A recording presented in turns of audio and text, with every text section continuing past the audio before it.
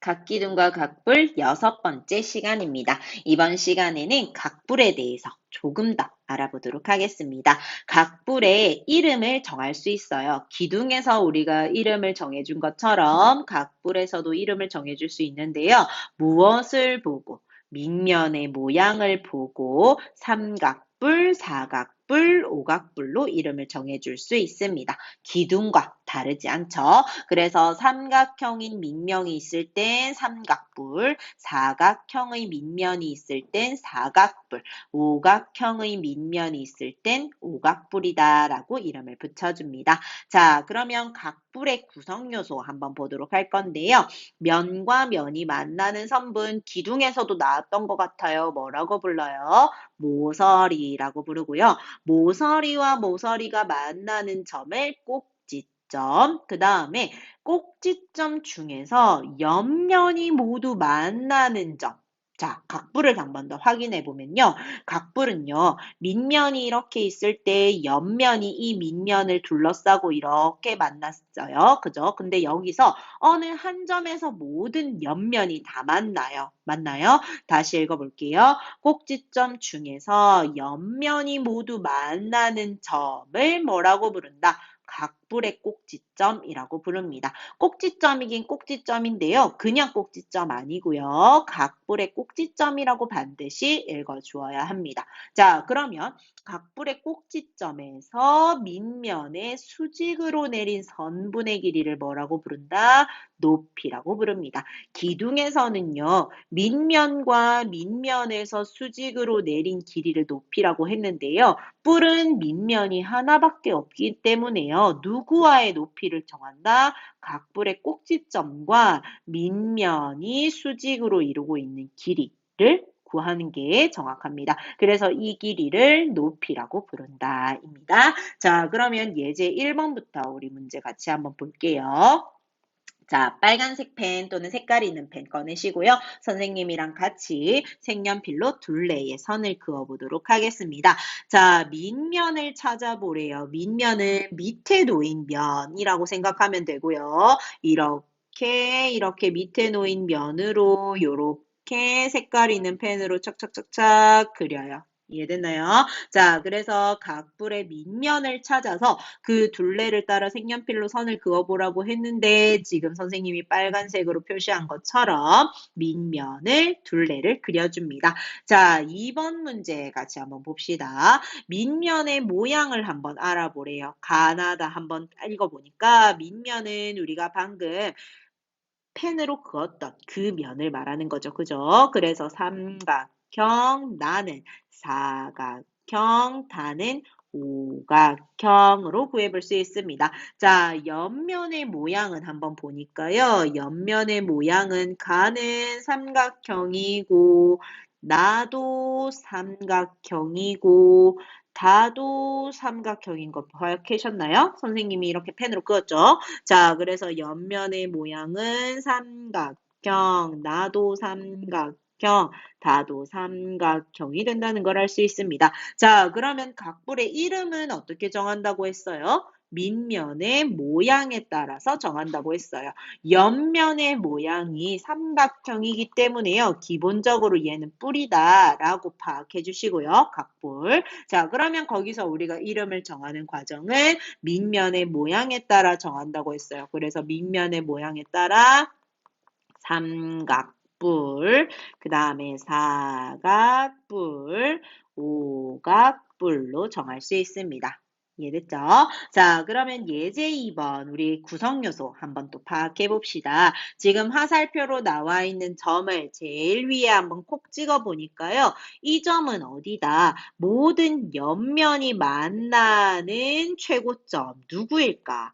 각불의 꼭지점이다 라는 걸 알 수 있습니다. 그 다음에 두 번째 우리가 궁금해하는 여기는 보니까요. 각불의 꼭지점에서 밑면까지 수직으로 내린 길이 얘를 뭐라 불러요? 높이다 라고 알 수 있고요. 그 다음에 남아있는 건 면과 면이 만나는 선이기 때문에 모서리다 라는 걸 알아볼 수 있습니다. 이해됐나요? 자, 그럼 우리 39쪽에 4번 문제 풀어볼 건데요. 옆면의 모양이 모두 삼각형이래요. 이걸 딱 보자마자 아, 얘는 각불이네 라고 이해하고요. 밑면의 모양이 오각형이다. 그럼 각불이면서 밑면의 모양이 오각형이면 얘는 무슨 도형이다?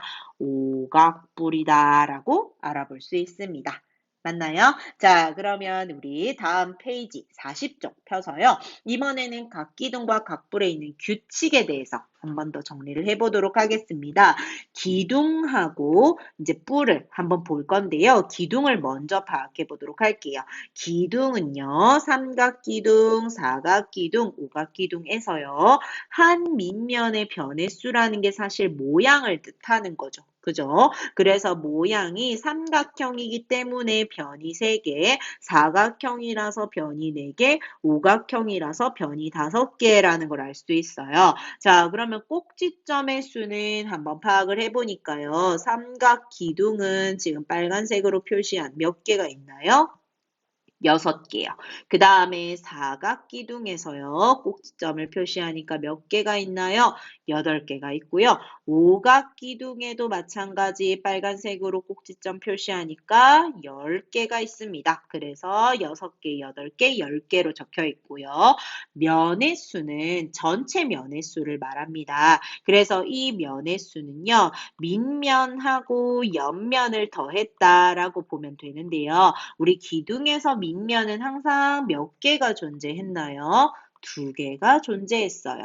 근데 옆면은 무엇으로 결정된다 했나요? 옆면은 밑면의 변의 수로 결정된다 했어요. 그래서 옆면의 수는 밑면의 변의 수로 정해질 거고 밑면은 항상 2개가 있으니까 항상 옆면의 수는 밑면의 변의 수에다가 더하기 2를 해서 구한다라고 이해하면 되죠. 그래서 삼각기둥은 밑면의 변의 수가 3개이기 때문에 5개가 되는 거고요. 사각기둥은 4개이기 때문에 6개가 되는 것이고 오각기둥은 5개이기 때문에 7개가 된다입니다. 이해됐나요? 그래서 각 기둥의 면의 수는 한 밑면의 변의 수에서 항상 2를 더한다라고 이해하셔야 되고요. 자, 그 다음에 모서리 한번 보도록 하겠습니다. 모서리는요. 모든 선을 말하는데요. 삼각 기둥에서 지금 모서리를 쫙쫙쫙 그어보니까 총 9개가 되고요. 그 다음 사각 기둥도 모서리를 이와 같이 다 그림을 그려보니까 12개가 되고요. 오각 기둥도 모서리를 다 그림을 그려보았을 때 몇 개가 된다? 15개가 된다입니다. 자, 그러면 여기서요. 우리가 규칙을 한번 찾아볼 건데요. 규칙을 보니까 꼭지점 수 같은 경우는 지금 규칙을 한번 보면 변의 수가 이와 같이 정해졌을 때 몇 배가 된다라는 걸 알 수 있나요? 2배가 된다라는 걸 알 수 있습니다. 자, 그러면 모서리 한번 볼까요? 모서리는 어떻게 되는지 한번 규칙을 쫙 보니까 몇 배가 되는 것 같나요? 3배가 되는 거 보이나요? 자, 그래서 아래에 정리한 걸 보니까요. 각 기둥의 꼭지점의 수는 밑면의 변의 수의 2배가 되고요. 각 기둥의 모서리의 수는 밑면의 변의 수의 3배가 됩니다. 각 기둥의 면의 수는 아까 선생님이 강조했던 것처럼 밑면의 변의 수에서 항상 2를 더해요. 이 2는 밑면의 수다라는 걸 알아볼 수 있죠. 이해됐나요? 여기까지 규칙 반드시 알고 있어야 되고요. 이번에는 각불 한 번 더 같이 보도록 하겠습니다. 각불에서도요. 이제 밑면의 변의 수부터 파악을 해볼 건데요. 삼각불에서 보니까 밑면의 변의 수는 총 3개, 사각불은 4개, 오각형은 5개, 즉 모양에 따라서 변의 수가 정해지는 거죠. 자, 그러면 꼭지점을 선생님이 한 번 더 표시해 볼 건데요. 점을 이렇게 찍어 봤어요. 삼각뿔에선 4개가 생기고요. 사각뿔에서는 몇 개가 생기나요? 5개요. 오각뿔에서는 몇 개가 생기나요? 6개가 생깁니다. 근데 지금 동그라미 표시된 거를 잘 보시면은요. 밑면에서 거의 꼭지점이 대부분이 나오고요. 마지막에 각불의 꼭지점 하나씩만 콕콕콕 더 해줬어요. 그죠? 자, 그래서 각불의 꼭지점 수는 밑면의 변의 수에서 1을 더한다. 밑면의 변의 수만큼 꼭지점도 밑면에 존재하기 때문에 여기서 한 개만 더 더해서 꼭지점의 수를 찾아볼 수 있습니다. 이번에는 면의 수 보도록 합시다. 면의 수란 아까 기둥할 때도 했지만 어디를 더한 것이다.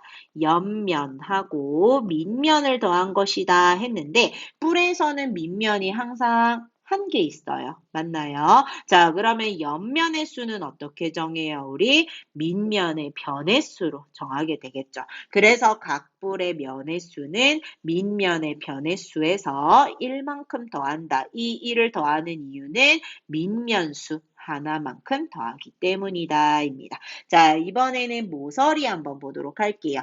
모서리를 한번 그려볼 건데요.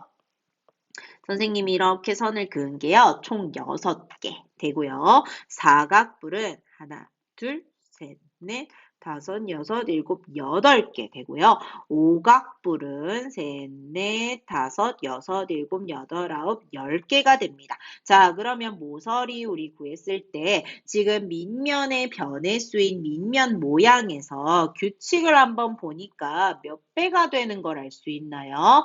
2배가 되는 걸 알 수 있어요. 따라서 각 뿔의 모서리 수는 밑면 변의 수의 몇 배다? 2배다라는 걸 알 수 있죠. 자, 기둥하고 뿔하고요. 규칙이 이와 같이 있다는 건 우리가 쉽게 구할 수 있는 공식이 있다는 거예요. 그죠? 그래서 이 공식만큼은 반드시 외우자입니다. 여기까지 별표 꼭 해주시고요. 마지막으로 각불에 대한 영상 보고 이 시간 마치도록 하겠습니다.